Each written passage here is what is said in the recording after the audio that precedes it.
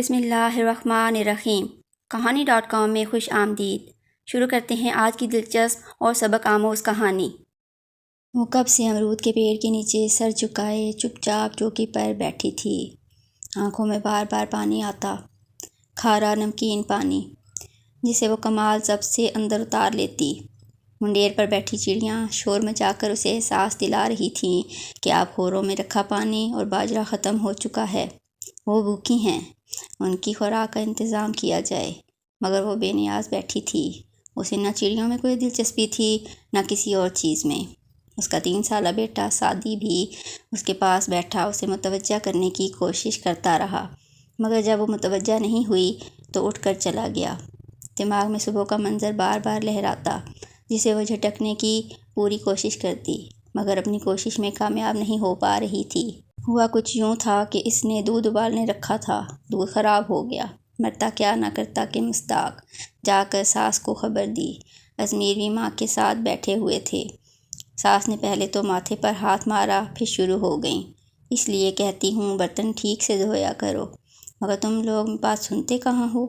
ایک سے سن کر دوسرے سے نکال دیا۔ اب دیکھو پورے 3 لیٹر دودھ خراب ہو گیا۔ غضب ہے غضب، کسی کو احساس ہی نہیں کتنا مہنگا ہو گیا ہے دودھ۔ پرواہ ہے کسی کو؟ امی وہ بس چپ، 1000 بار کہا ہے برتن صاف دھلا ہوا ہو تو کبھی دودھ خراب نہیں ہوتا۔ میں جب برتن دھوتی ہوں۔ وہ اب ازمیر سے مخاطب تھیں، جو خاموشی سے بیوی کو دیکھ رہا تھا۔ صابن لگانے کے بعد اچھی طرح کھنگالتی ہوں اور پھر برتن سکھا کر اس میں دودھ ابالتی ہوں۔ مجال ہے جو کبھی خراب ہو جائے۔ اور یہ، انہوں نے بہو کی طرف اشارہ کیا، نرم ہاتھوں سے صابن لگائیں گی، جلدی سے پانی بہایا اور بس جان چھوٹ گئی۔ اس وجہ سے دودھ خراب ہو جاتا ہے۔ تم نے دھوئے تھے نا صبح برتن؟ جی امی میں نے دھوئے تھے، مگر امی میں نے اچھی طرح دھویا تھا دودھ کا برتن، بار بار پانی بہایا تھا، اس ڈر کی وجہ سے کہ اگر دودھ خراب ہو گیا تو آپ ڈانٹیں گی۔ وہ کہنا نہیں چاہتی تھی مگر زبان سے پھسل گیا۔ ہاں میں تو پاگل ہوں نا جو بلا وجہ ڈانٹتی رہتی ہوں۔ 3 لیٹر دودھ خراب کر دیا تو کیا پھولوں کے ہار پہناؤں تمہیں؟ مگر امی میں نے برتن صاف۔ چپ، بس ایک لفظ نہیں۔ الفاظ اس کے منہ میں رہ گئے۔ ازمیر کی ایک دھاڑ کافی تھی اسے چپ کروانے کے لیے۔ ایک تو غلطی کرتی ہو اور پھر مانتی بھی نہیں ہو۔ اس بلا وجہ کی بحث کا کوئی فائدہ نہیں۔ 1000 بار کہا ہے بحث مت کیا کرو، مگر تمہارے دماغ میں بھوسا بھرا ہوا ہے۔ جاؤ یہاں سے۔ اتنی تذلیل، اتنی حد تک؟ اس نے ایک نظر اٹھا کر شوہر کو دیکھا، کیا کچھ نہیں تھا اس نظر میں؟ ازمیر نے بے اختیار نظر چرا لی۔ وہ تیزی سے باہر نکل گئی۔ آنکھوں میں آئے آنسو اس نے بے دردی سے صاف کیے۔ دوپہر کا کھانا بھی نہیں کھایا۔ نماز پڑھ کر وہ یہاں آ کر بیٹھ گئی تھی اور اب تک اسی طرح افسردہ بیٹھی ہوئی تھی۔ دفعتاً گلی کا دروازہ کھلا۔ پشاوری چپل پہنے ہوئے وہ پاؤں دھیرے دھیرے چلتے ہوئے اس کے بالکل سامنے آ رکے۔ یہاں کیوں بیٹھی ہو اس طرح؟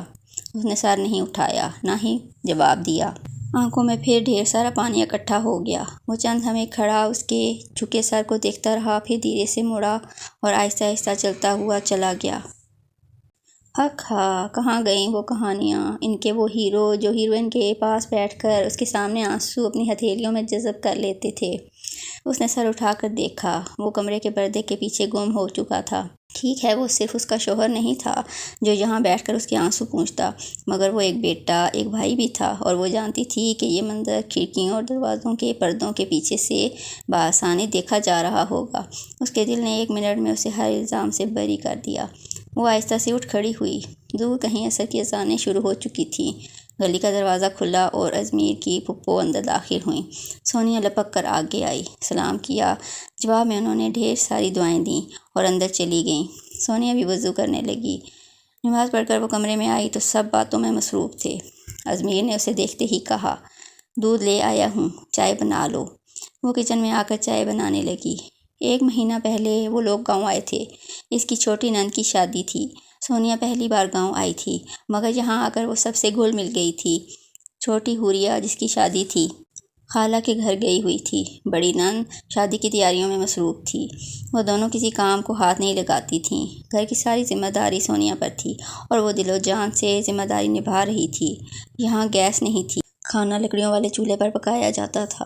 وہ یہ کام خوشی خوشی کرتی تھی، صرف ایک شخص کی خاطر، اس کو خوش کرنے کے لیے، اس کے گھر والوں کو خوش کرنے کے لیے۔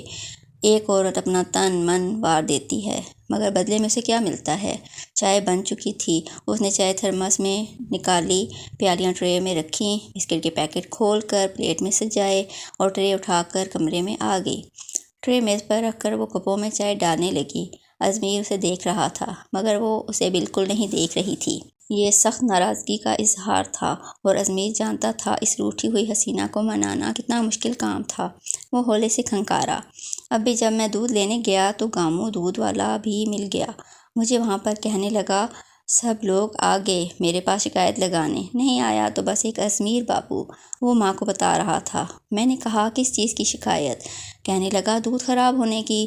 آخر جو بھی دودھ لے کر گیا سب کا دودھ خراب ہو گیا، سب میرے پاس آئے شکایت کرنے۔ اصل میں میری بھینس کچھ دنوں سے سست ہو رہی تھی، کل اسے ڈاکٹر کو دکھایا تو اس نے انجیکشن لگا دیا، بس گرم انجیکشن کی وجہ سے دودھ خراب ہو گیا، مگر تم نے شکایت نہیں کی۔ اب میں کیا کہتا اسے، ہمارے گھر میں تو سارا الزام برتنوں پر لگا دیا گیا تھا۔ اس نے ایک نظر اپنی شریک حیات کو دیکھا اور 1 منٹ میں اسے ہر الزام سے بری کر دیا۔ بے وقوف، بیڑا غرق ہو جائے، ستیہ ناش ہو جائے اس گاموں کا۔ دادے پر دادے کے زمانے سے لوگوں کو ٹھیکے پر دودھ دے رہا ہے، اتنا نہیں پتہ اس کو کہ جب بھینس کو سوئی یعنی انجیکشن لگاتے ہیں تو اکثر دودھ خراب ہو جاتا ہے۔ مر گئے ہیں پیسے کے پیچھے، خراب دودھ بیچ دیا ظالموں نے۔ امی وہ کہہ رہا تھا آج کے دودھ کے پیسے نہیں لے گا، ازمیر نے کہا، مگر وہ سن کہاں رہی تھی۔ اب وہ گاموں کے شان میں قصیدے پڑھ رہی تھیں۔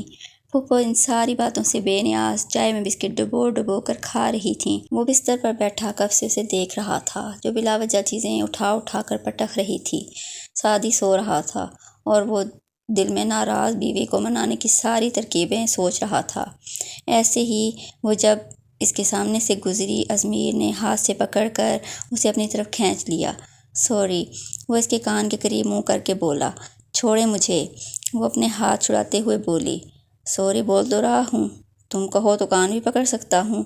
مجھے نہیں چاہیے آپ کا سوری، وہ مسلسل اپنا ہاتھ چھڑا رہی تھی، مگر مجھے تو چاہیے تمہاری مسکراہٹ، جب تک مسکراؤ گی نہیں میں نہیں چھوڑوں گا۔ اور جواب میں اس نے کھا جانے والی نظروں سے اسے گھورا تھا۔ اچھا اب بس کرو نا، تمہیں پتہ ہے میں کتنا پیار کرتا ہوں تم سے۔ ہاں سب کے سامنے ڈانٹا کریں اور اکیلے میں پیار کیا کریں۔ اس نے منہ بنا کر کہا۔ تو تم کیا چاہتی ہو کہ میں سب کے سامنے تمہیں پیار کیا کروں اور اکیلے میں ڈانٹا کروں؟ وہ حیران ہو کر پوچھ رہا تھا۔ دیکھ لو مجھے تو کوئی اعتراض نہیں ہے، تمہارا ہی دم نکل رہا ہوگا شرم کے مارے۔ وہ اب ہنس رہا تھا۔ سونیا نہ چاہتے ہوئے بھی ہنس پڑی۔ شکر ہے پورا کمرہ روشن ہو گیا تمہارے ہنسنے کی وجہ سے، ویسے آپ کو میری پوزیشن کلیئر کرنے کے لیے جھوٹ بولنے کی ضرورت نہیں تھی۔ گائے بھینسوں کو کون انجیکشن لگاتا ہے؟ اس کی بات سن کر ازمیر حیران رہ گیا۔ محترمہ گائے بھینس بیمار بھی ہوتی ہیں اور انہیں انجیکشن بھی لگائے جاتے ہیں، میں نہیں مانتی۔ جب میں چھوٹی تھی تو میری دادی نے گھر میں بکریاں اور مرغیاں رکھی ہوئی تھیں، جب بکری بیمار ہوتی تو دادی اسے پیپسی پلاتی تھیں یا پھر گڑ کھلاتی تھیں۔ وہ بہت دور کی کوڑی لائی تھی۔ ازمیر نے اپنا سر پکڑ لیا۔ جس زمانے کی تم بات کر رہی ہو تب عورتیں بچے گھر میں پیدا کر لیتی تھیں، اسپتالوں میں کوئی نہیں جاتا تھا۔ کیا مطلب ہے میں اتنی پرانی ہوں؟ نہیں نہیں، تم تو بہت چھوٹی ہو، اپنی دادی کی بکریوں سے بھی چھوٹی۔ وہ مسکرایا تھا۔ دیکھو تم پڑھی لکھی سمجھدار لڑکی ہو، بلا وجہ کی بحث کسی کے ساتھ بھی مت کیا کرو۔ میری ماں کے ساتھ تو بالکل نہیں، بحث کا کوئی فائدہ نہیں ہوتا، دل ہی برا ہوتا ہے۔ میں نے تمہیں ذرا سا ڈانٹ دیا اور تم نے رو رو کر اپنی آنکھیں سجا لیں، جبکہ تم اچھی طرح جانتی ہو میں تم سے کتنا پیار کرتا ہوں اور امی بھی تمہیں پسند کرتی ہیں، مگر اس عمر میں انسان تھوڑا چڑچڑا ہو جاتا ہے، تم دل پر مت لیا کرو۔ وہ سچ کہہ رہا تھا۔ سونیا نے مطمئن ہو کر اپنا سر اس کے شانے پر رکھ دیا۔ زندگی میں یہ دھوپ چھاؤں بھی اچھی لگتی ہے، روٹنا منانا بھی زندگی کا حصہ ہے، اس کے بغیر زندگی بے رونق سی ہوتی ہے۔ ہماری ماں نے ہمیں بہت محنت سے پالا ہے، ہم بہت چھوٹے تھے جب باپ کی محبت سے محروم ہو گئے تھے، امی نے ہمیں ماں اور باپ دونوں کا پیار دیا۔ ان کے مرنے کے بعد وہ اس کے شانے کو تھپکتا دھیرے دھیرے کہنے لگا، میں اپنی ماں کو خفا نہیں کر سکتا، تمہارا قصور نہیں تھا، تو دیکھو اللہ نے تمہاری بے گناہی ثابت کر دی۔ میں تو نہیں گیا گاموں کے پاس، وہ خود میرے پاس آ گیا۔ اب دیکھو اگر امی ناراض ہوتیں تو میں ان کو ایسے تو نہیں منا سکتا تھا۔ وہ پھر شرارت پر آمادہ ہوا۔ یہ کیا بات ہوئی؟ میں تو بچپن سے سن رہی ہوں کہ ماں اپنی اولاد سے ناراض نہیں رہ سکتی، سب سے پہلے وہ اولاد کی ہر خطا معاف کر دیتی ہیں۔ سونیا نے کہا، ٹھیک کہہ رہی ہو، مگر میں وہ نوبت نہیں آنے دینا چاہتا کہ میں امی کو خفا کروں اور وہ مجھے معاف کریں۔ تم جو بھی کہو، مگر میری جنت میری ماں کے قدموں کے نیچے ہے، میں یہ جنت نہیں کھونا چاہتا۔ تم خود سوچو، اگر تمہارا بھائی تمہاری ماں کو ناراض کرے تو تمہارا دل کیا کہے گا؟ اللہ نہ کرے۔ سونیا نے دہل کر دل پر ہاتھ رکھا۔ یہی بات میں تمہیں سمجھانے کی کوشش کر رہا ہوں۔ رشتوں میں توازن قائم کرنا بہت مشکل کام ہے۔ جو مرد یہ توازن قائم کر لے وہ کامیاب ہو جاتا ہے۔ سونیا نے سر اٹھا کر فخر سے اپنے شوہر کو دیکھا۔ اسے اپنے شوہر اور قسمت پر فخر محسوس ہوا۔ اچھا ہوا آج دودھ خراب ہو گیا، اگر نہ ہوتا تو میں آپ کے باطن کا یہ خوبصورت چہرہ کیسے دیکھتی؟ کیا مطلب باطن کا خوبصورت چہرہ؟ کیا ظاہری چہرہ خوبصورت نہیں ہے؟ ازمیر نے ناراضگی سے اسے دیکھا اور وہ ہنس پڑی۔ دل میں اللہ کا شکر ادا کیا۔ سامنے سوئے سعدی کو دیکھتے دعا کی، یا اللہ میرے بیٹے کو بالکل اپنے باپ جیسا بنانا، آمین۔ یہ تھی آج کی کہانی۔ اگر ویڈیو پسند آئے تو اسے لائک اور شیئر کریں، چینل کو سبسکرائب کریں اور بیل نوٹیفیکیشن آن کر دیں تاکہ ہماری آنے والی ہر کہانی آپ کو بر وقت مل سکے۔ کمنٹس میں اپنی قیمتی آراء سے ضرور آگاہ کریں۔ اپنا اور اپنے چاہنے والوں کا بہت زیادہ خیال رکھیں۔ اللہ حافظ۔